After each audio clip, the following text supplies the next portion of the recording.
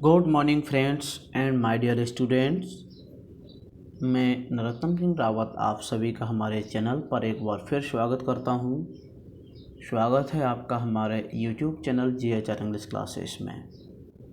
जैसा कि आप सभी जानते हैं, वर्तमान में कोरोना महामारी के चलते हमारे स्कूल और कॉलेजेस पूरी तरह से बंद हैं।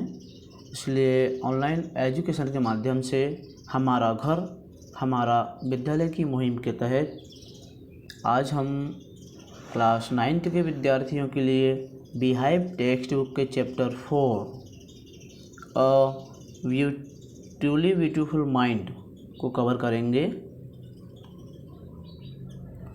आप सभी विद्यार्थी बीहाइव टेक्स्ट बुक स्कूल से या मार्केट से परचेज कर चुके होंगे, इसलिए अगर आप टेक्स्ट बुक को सामने रखकर समझेंगे तो आपको बहुत ही अच्छे से समझ में आएगा।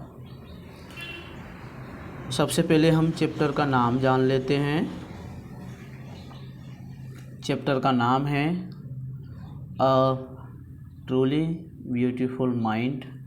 जैसा कि चैप्टर के नाम से ही समझ में आ रहा है, एक सत्य सुंदर माइंड, जिसके बारे में आज हम पढ़ेंगे।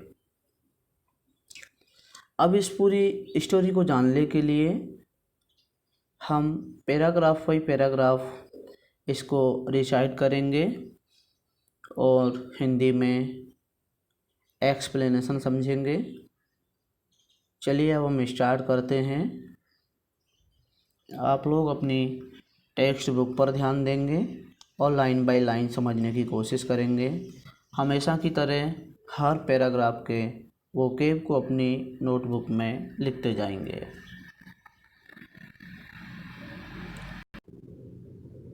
सबसे पहले हम बिफोर यू रीड को पढ़ेंगे, ध्यान देंगे। Who do you think of when you here the word genius.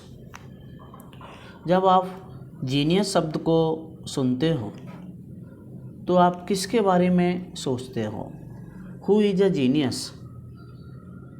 प्रतिभावान जीनियस कौन है? What qualities do you think a genius has? और आपके विचार में एक जीनियस व्यक्ति में क्या गुण होते हैं? Next, we shall now read about a young German civil servant who took the world by storm about 100 years ago। अब हम एक युवा जर्मन सरकारी कर्मचारी के बारे में पढ़ेंगे, जिसने लगभग 100 वर्ष पूर्व संसार में तहलका मचा दिया था। In the summer of 1905 the 26-year-old published in quick succession 4 groundbreaking papers। 1905 की गर्मियों में इस 26 वर्षीय युवक ने 4 नई खोजों के बारे में जल्दी एक के बाद 4 लेख प्रकाशित किए। अबाउट लाइट, प्रकाश के बारे में। द मोशन ऑफ पार्टिकल्स, परमाणुओं की गति के बारे में। The electrodynamics of moving bodies, गति में वस्तुओं की इलेक्ट्रोडायनामिक्स के बारे में। एंड एनर्जी, और ऊर्जा के बारे में। His work took up only a few pages in scientific journals. उसके लेखों में विज्ञान पत्रिकाओं के केवल कुछ ही पन्ने भरे। But changed for ever our understanding of space, परंतु उसने अंतरिक्ष, time and the entire Cosmos, समय और समस्त ब्रह्मांड के बारे में। And transform the name Einstein into a synonyms for genius, ब्रह्मांड के बारे में हमारी जानकारी सदा के लिए बदल गई, ट्रांसफॉर्म हो गई और आइंस्टीन का नाम जीनियस में परिवर्तन हो गया। इसी कड़ी में आगे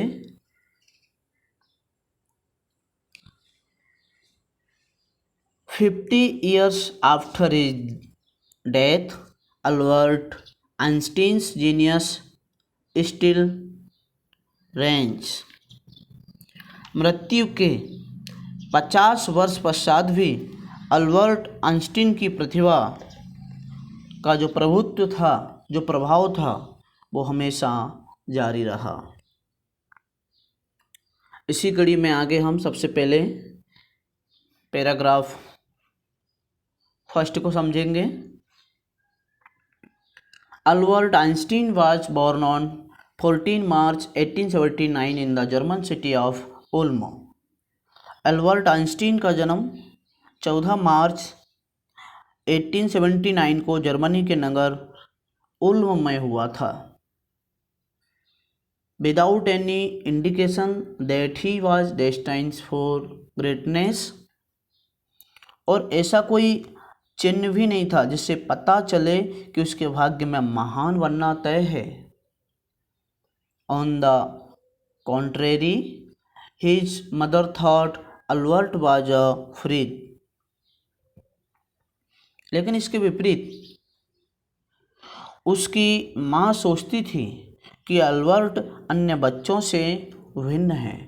to her his head seemed much too large, क्योंकि उसका जो सिर था वो दूसरे बच्चों से अधिक बड़ा था। पैराग्राफ फर्स्ट के वोकैब देखेंगे, नोटबुक में नोट डाउन कीजिए। इंडिकेशन मीन्स होता है चिन्ह। डेस्टाइन फॉर ग्रेटनेस, उसके भाग्य में महान बनना तय है। ऑन द कॉन्ट्रेरी, इसके विपरीत। फ्रीक मीन्स होता है विलक्षण, अन्य लोगों से भिन्न होना। इसी कड़ी में नेक्स्ट पैराग्राफ की तरफ बढ़ेंगे। Paragraph number 2। At the age of 2.5 Einstein still wasn't talking. 2.5 वर्ष का होने तक आइंस्टीन ने बोलना भी नहीं सीखा था। When he finally did learn to speak, he uttered everything twice. और अंततः जब उसने बोलना सीखा तो वह हर बात को 2 बार बोलता था।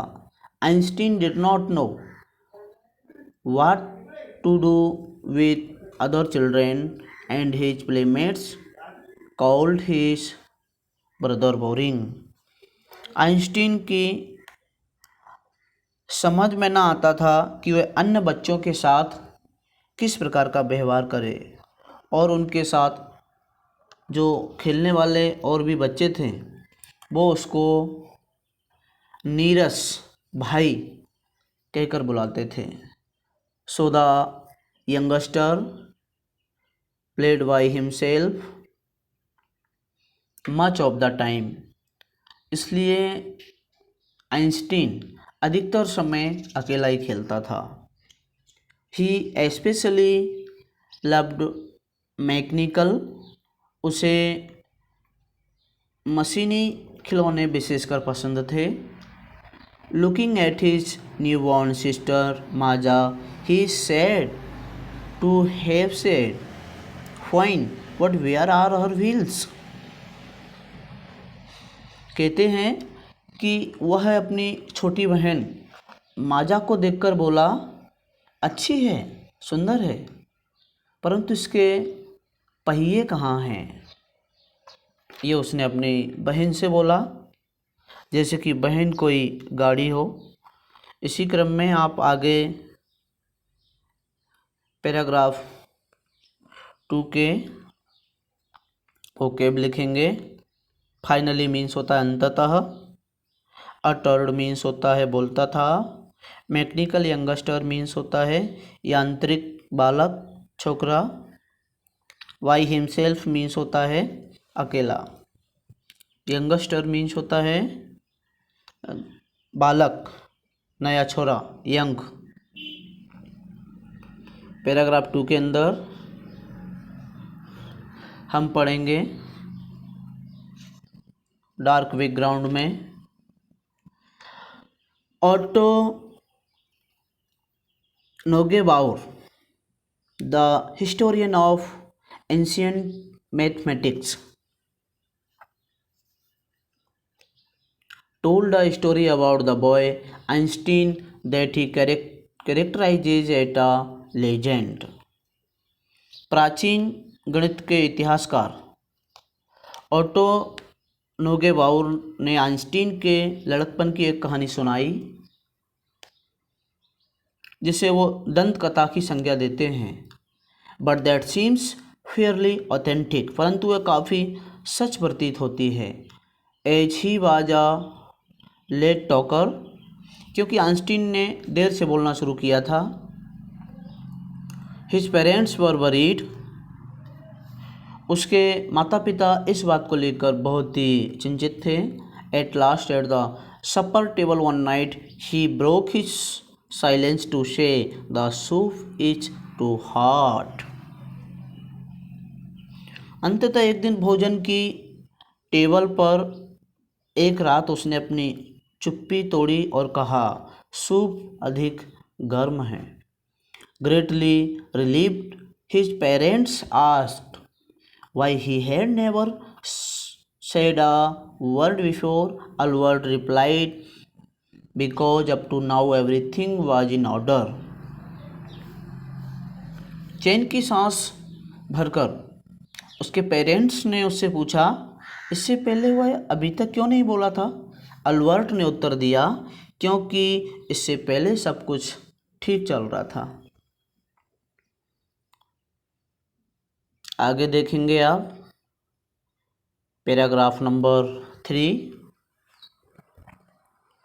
A headmaster once told his father that what Einstein chose as a profession wouldn't matter। एक बार एक हेडमास्टर ने आइंस्टीन के पिताजी से कहा कि आइंस्टीन चाहे कोई भी प्रोफेशन चुन ले, इससे कोई अंतर नहीं पड़ने वाला है। Because he will never make a success at anything, क्योंकि वह किसी भी काम में सफल नहीं होगा। Einstein began learning to play the violin at the age of 6। Einstein ने सिर्फ 6 वर्ष की आयु में वायलिन को बजाना प्रारंभ कर दिया था। Because his mother wanted him to, और ये उसकी माँ भी चाहती थी। He later became a gifted amateur violinist, maintaining this skill throughout his life. बाद में वह एक बहुत बड़ा प्रतिभाशाली गैर पेशेवर वायलिन बजाने वाला बन गया और इस कौशल को उसने जीवन भर कायम रखा। पैराग्राफ 3 के वोकैब देखेंगे। प्रोफेशन मीन्स होता है व्यवसाय, occupation.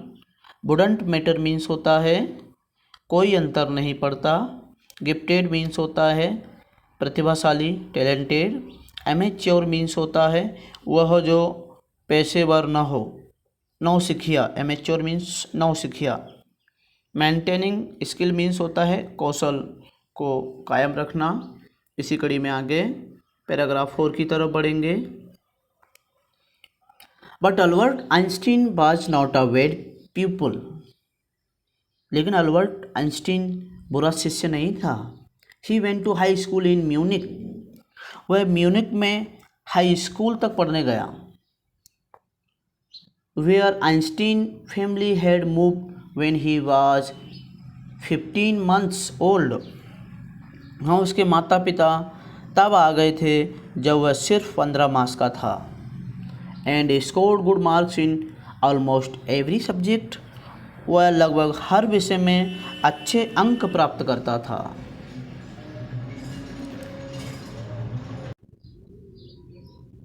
Einstein hated the school regimentation and often clashed with his teachers.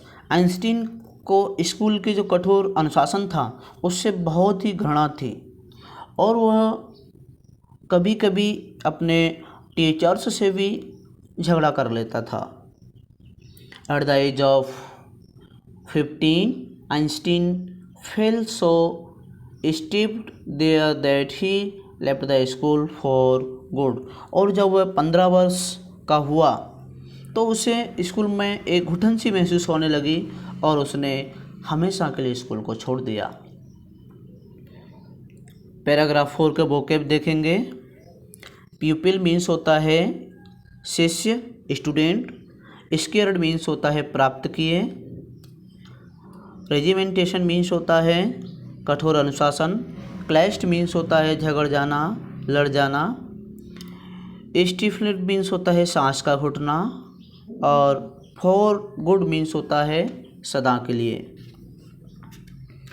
इसी कड़ी में आगे पैराग्राफ नंबर 4 को पर ध्यान देंगे। The previous year Albert's parents had move to Milan. उससे पिछले वर्ष अल्बर्ट के माता पिता मिलान चले गए थे। And left their son with relatives. और आफ्टर और उसको अपने रिश्तेदारों के पास छोड़ गए थे। After prolonged discussion, Einstein got his wish to continue his education in German speaking Switzerland in a city which was more liberal than Munich. लंबे वाद विवाद के बाद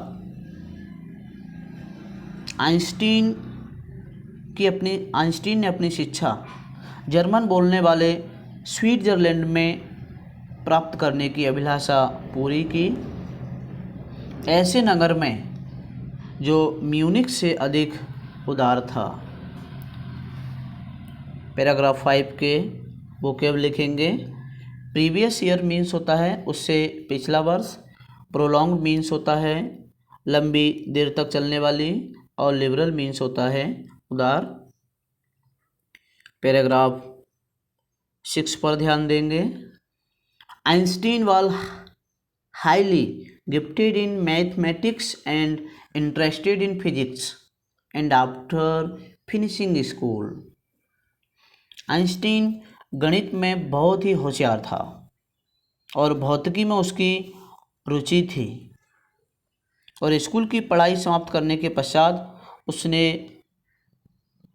म्यूनिक विश्वविद्यालय में पढ़ने का निश्चय किया। He decided to study in a university in Zurich. But science wasn't the only thing that appealed to the dashing young man with the walrus mustache. परंतु उस वालरस जैसी मूँछों वाले जोशीले युवक को केवल विज्ञान ही आकर्षक प्रतीत नहीं होता था, उसको बहुत कुछ पसंद था। पैराग्राफ 6 कंप्लीट हुआ। वो केवल लिखेंगे।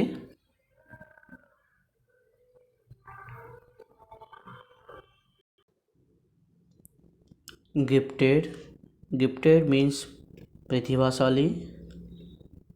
अपील्ड मीन्स होता है आकर्षक लगी। और डैशिंग मीन्स होता है जोशीला। वालरस मीन्स होता है एक समुद्री पशु जिसके लंबे लंबे बाहरी दांत लगे होते हैं। और माउस्टेच मीन्स होता है मूँछें।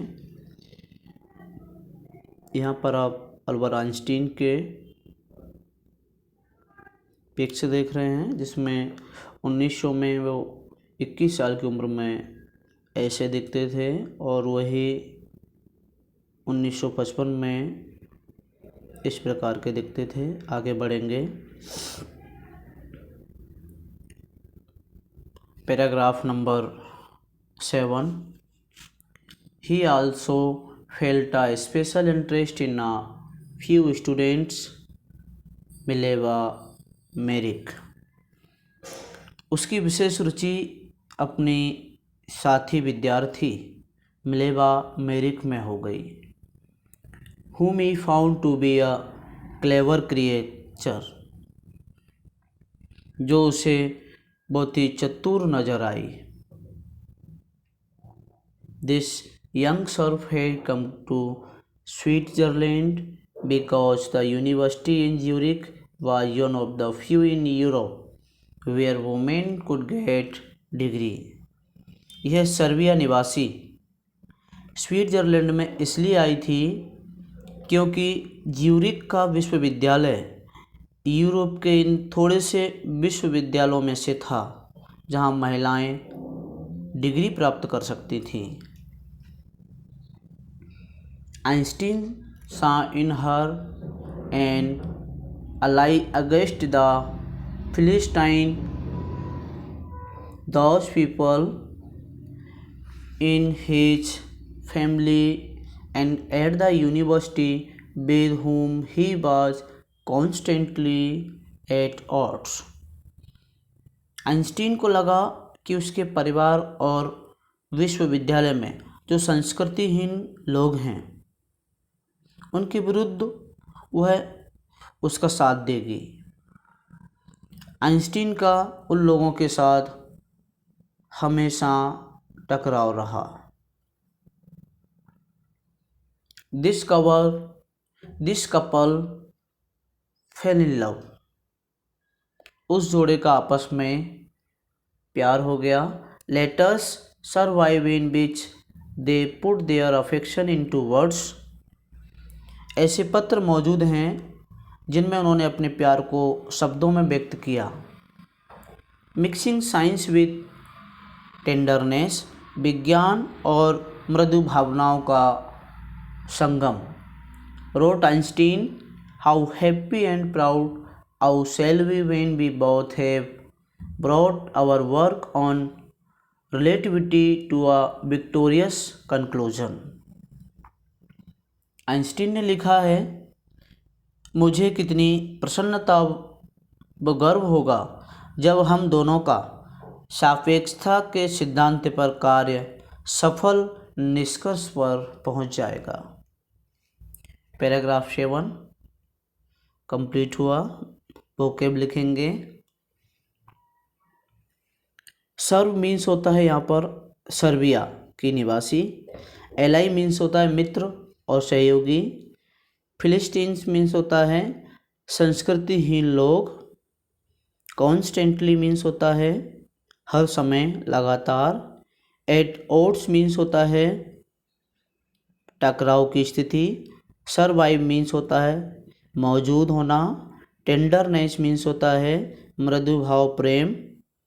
रिलेटिविटी मीन्स होता है आइंस्टीन का सापेक्षता का सिद्धांत, रिलेटिविटी। विक्टोरियस मीन्स होता है सफल और कंक्लूजन मीन्स होता है किसी चीज़ का निष्कर्ष। इसी कड़ी में आगे पैराग्राफ 8 को पढ़ेंगे। इन 1900 at the age of 21, Albert Einstein was a university graduate and unemployed। वर्ष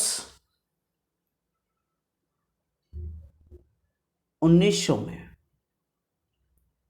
21 वर्ष की आयु में आइंस्टीन विश्वविद्यालय का स्नातक बन गया था, यानी उन्होंने विश्वविद्यालय से स्नातक डिग्री कंप्लीट कर ली थी और उसके बाद भी वो बेरोजगार था। He work as a teaching assistant. वह सहायक प्राध्यापक के तौर पर काम कर रहा था। gave private lesson and finally secured a job in 1902 as a technical expert in the patent office in Bern। और घर पर पढ़ाता था। अंत में उसे 1902 में बर्न में पेटेंट कार्यालय में यांत्रिक विशेषज्ञ की नौकरी मिल गई।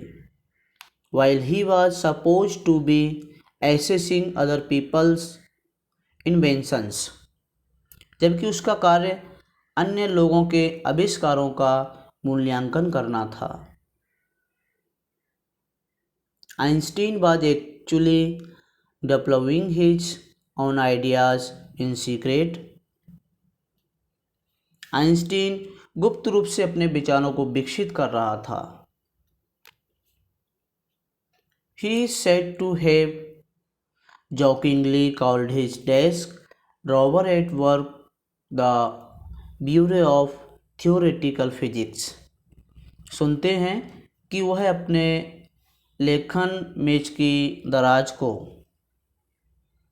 हंसी में सैद्धांतिक भौतिकी की दराज भी कहा करता था। पैराग्राफ 8 के वोकेब लिखेंगे। टेक्निकल एक्सपर्ट मीन्स होता है यांत्रिक विशेषज्ञ। एसेसिंग मीन्स होता है मूल्यांकन। पेटेंट मीन्स होता है किसी आविष्कारकर्ता को उसके आविष्कार के हक के दस्तावेज देना। एट वर्क मीन्स होता है कार्यालय में। ब्यूरो मीन्स होता है मेज की दराज। और थियोरेटिकल मीन्स होता है सैद्धांतिक। आगे बढ़ेंगे। Paragraph number 9। One of the famous papers of 1905 was Einstein's special theory of relativity. 1905 का आइंस्टीन का प्रसिद्ध लेख सापेक्षता के विशेष सिद्धांत पर था। According to which time and distance are not absolute. वास्तव में दो पूर्णतः सही समय दिखाने वाली घड़ियाँ इसके अनुसार समय और दूरी निरपेक्ष नहीं हैं। Indeed, two perfectly accurate clock will not continue to show the same time if they went together again after a journey if one of them has been moving very fast relative to the other. उसके अनुसार समय और दूरी निरपेक्ष नहीं है। वास्तव में जो दो सही समय दिखाने वाली घड़ियाँ थीं समान समय पर समय दिखाती रहेंगी यदि वे एक यात्रा पूरी कर इकट्ठी लौटें।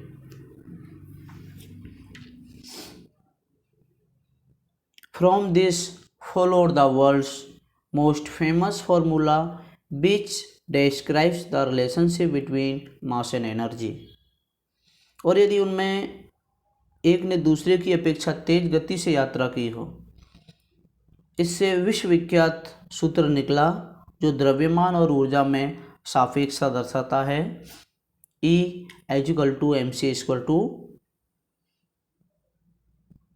इन दिस मैथमेटिकल इक्वेशन गणित के इस समीकरण में E stand for energy, E का मतलब ऊर्जा, M for mass, mass means द्रव्यमान, and C for the speed, और C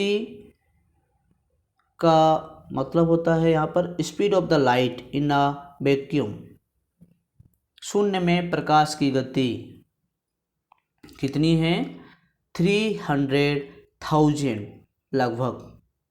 इसी क्रम में आगे पढ़ेंगे डार्क बैकग्राउंड में। When you sit with a nice girl for 2 hours, it seems like 2 minutes. जब आप किसी अच्छी लड़की के साथ 2 घंटे व्यतीत करते हो तो लगता है कि सिर्फ 2 मिनट हुए हैं। When you sit on a hot stove for 2 minutes, it seems like 2 hours. That's relativity. और जब आप गर्म चूल्हे के पास 2 मिनट के लिए बैठते हो तो लगता है कि आपको 2 घंटे हो गए हैं। यह है सापेक्षता का सिद्धांत अल्बर्ट आइंस्टीन के द्वारा। इसी क्रम में आप वोकैब देखेंगे। एब्सोल्यूट मीन्स होता है निरपेक्ष, जैसे मापने के लिए अन्य पैमाना ना हो। परफेक्टली मीन्स होता है पूर्णतः, एक्यूरेट मीन्स होता है सही, और फॉर्मूला मीन्स होता है सूत्र। इसी क्रम में आगे बढ़ेंगे पैराग्राफ नंबर 10 की तरफ। पैराग्राफ 10 पर ध्यान देंगे। While Einstein was solving the most difficult problems in physics, जिस समय आइंस्टीन भौतिकी की कठिन समस्याओं को सुलझा रहा था, his private life was unravelling, उसका अपना खुद का निजी जीवन असफल होने लगा था। Albert had wanted to marry Mileva right after finishing his studies, Albert Mileva से विवाह अपनी पढ़ाई करने के तुरंत बाद करना चाह रहा था। But his mother was against it, लेकिन उसकी माँ उसके विरोध में थी। She thought Mileva who was 3 years older than her son, क्योंकि यह सोचती थी कि जो मिलेवा है वो उसके बेटे आइंस्टीन से 3 साल बड़ी है। Was too old for him. She was also bothered by Mileva's intelligence, उसकी माँ के विचार में अल्बर्ट से बहुत ज़्यादा बड़ी भी थी, और जो मिलेवा की उसकी माँ उस मिलेवा की बुद्धि से भी परेशान थी। She is a book like you, his mother said, Einstein put the bedding off, वह तुम्हारी भांति पुस्तक है, उसकी माँ कहा करती थी। और इस तरह आइंस्टीन ने अपनी शादी को, विवाह को आगे टाल दिया।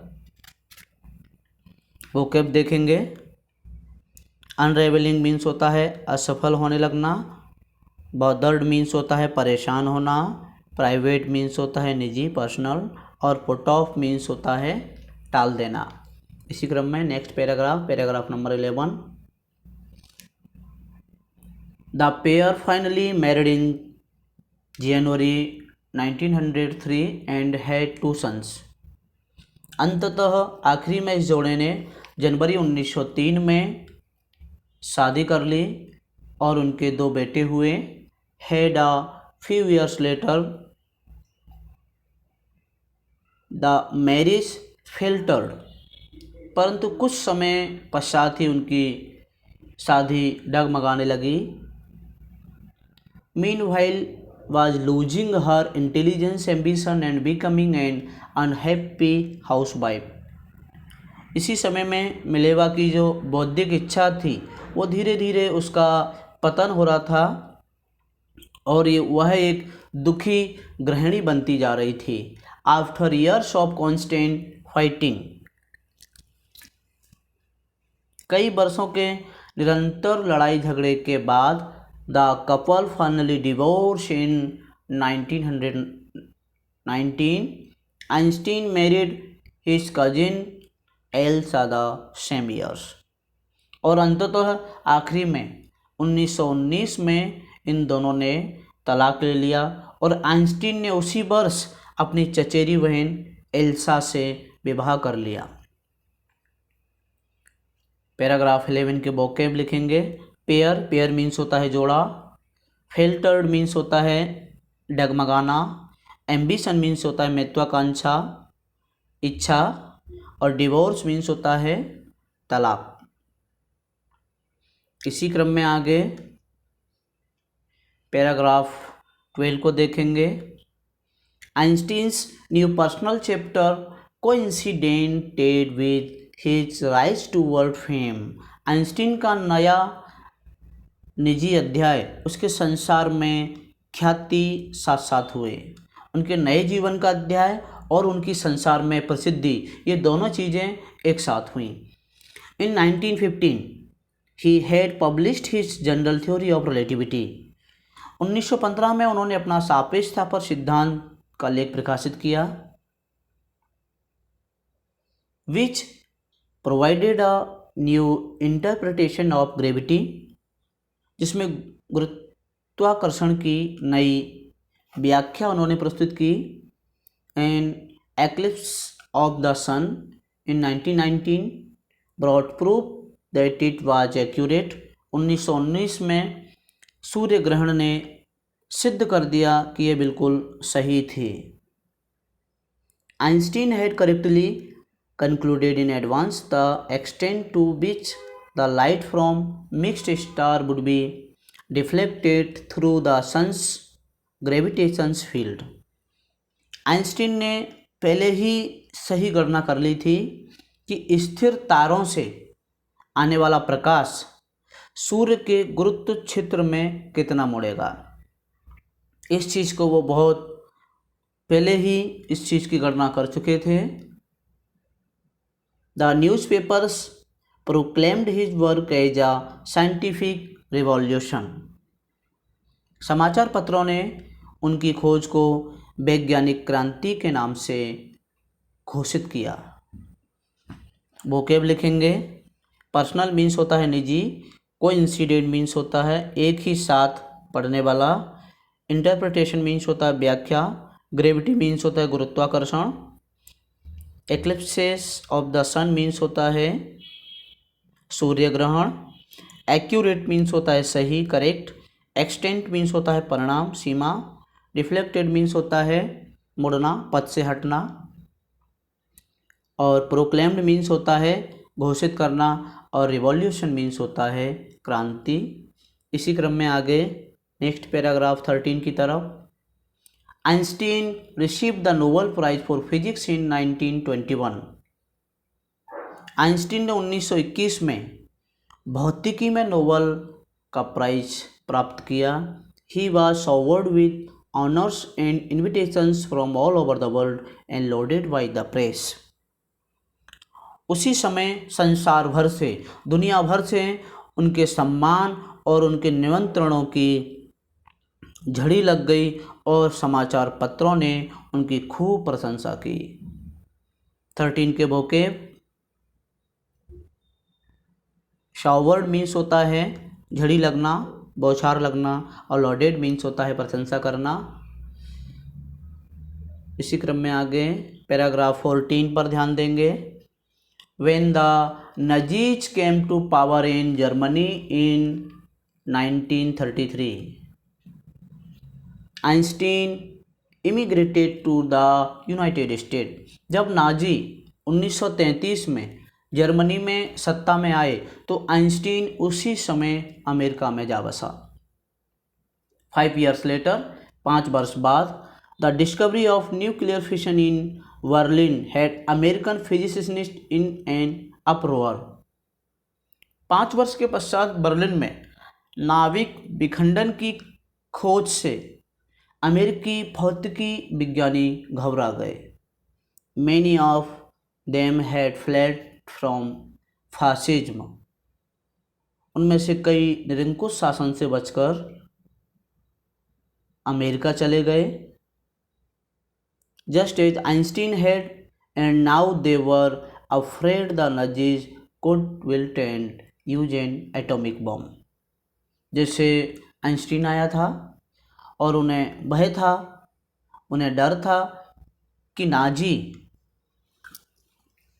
एटॉमिक बम बना लेंगे और उसका प्रयोग कर लेंगे। वोकैब देखेंगे।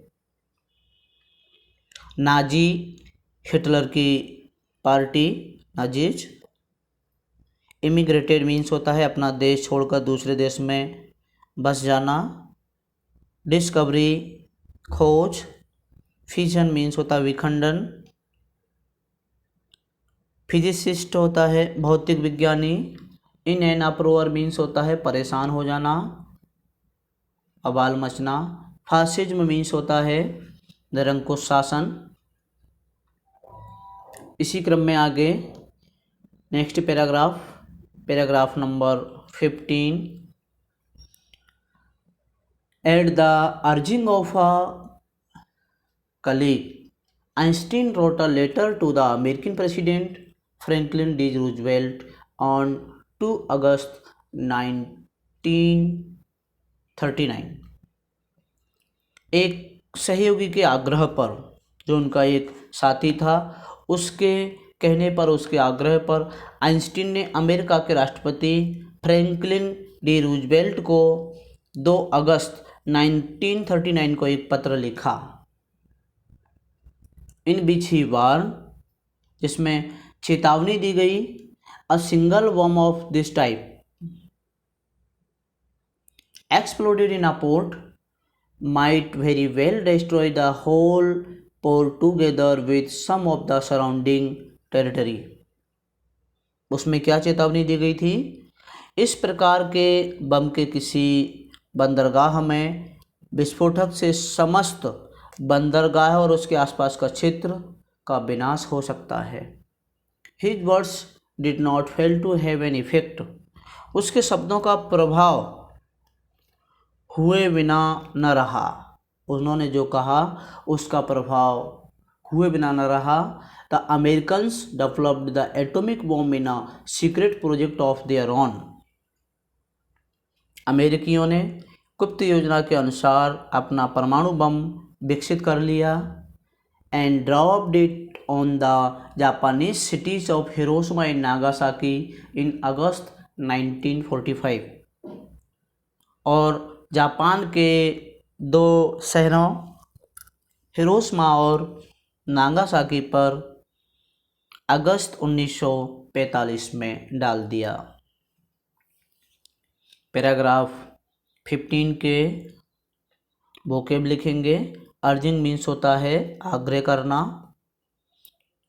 कलीग मीन्स होता है सहयोगी, वार्न मीन्स होता है खबरदार करना, एक्सप्लोडेड मीन्स होता है विस्फोटक,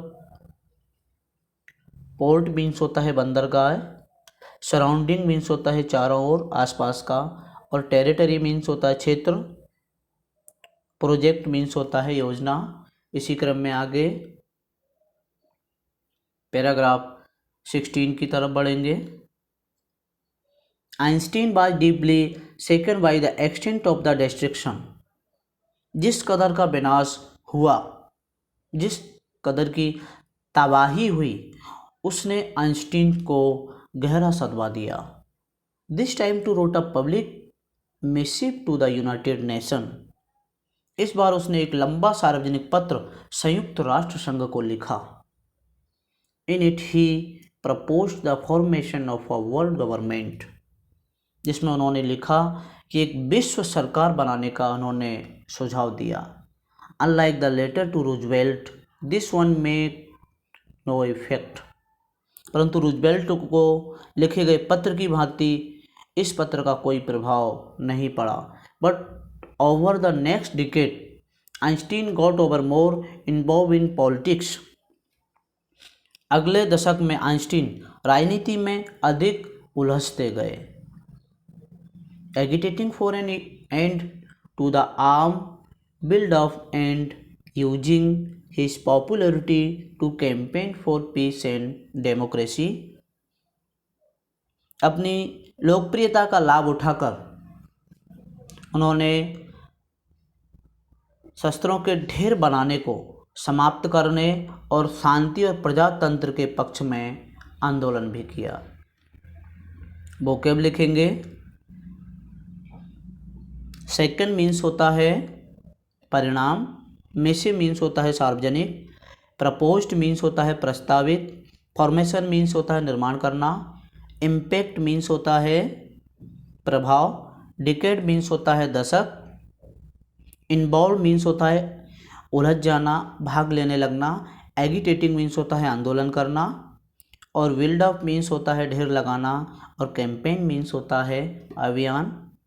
इसी क्रम में नेक्स्ट पैराग्राफ की तरफ नेक्स्ट, और ये पैराग्राफ आखिरी भी है।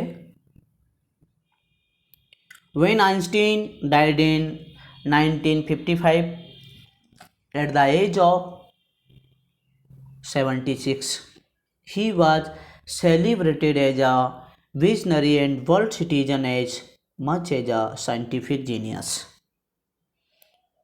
आइंस्टीन जब 76 वर्ष के थे तो उनका देहांत 1955 में हुआ। उनकी प्रशंसा दार्शनिक और विश्व नागरिक के रूप में उतनी ही हुई जितनी वैज्ञानिक प्रतिभाशाली व्यक्ति के रूप में। आज हमने चैप्टर 4 को समझा। स्टोरी अल्बर्ट आइंस्टीन के बारे में थी। स्टोरी थोड़ी बड़ी थी पर आपको अच्छे से समझ में आई होगी। आज आपने समय देखकर ये सेशन देखा, इसके लिए आप सभी को बहुत बहुत थैंक यू। मुझे उम्मीद है कि अल्बर्ट आइंस्टीन के बारे में जो स्टोरी थी ये आपको बहुत ही अच्छे से समझ में आई होगी। अब हम मिलेंगे आपसे अगले वीडियो में नए चैप्टर के साथ। तब तक के लिए नमस्कार। और हाँ, अगर आप हमारे चैनल पर नए हैं और हमारे चैनल को सब्सक्राइब नहीं किया है तो प्लीज़ हमारे चैनल को सब्सक्राइब करना न भूलें, जिससे आपको हमारे चैनल के सभी वीडियोज़ का नोटिफिकेशन समय पर मिलता रहेगा। Thanks for watching.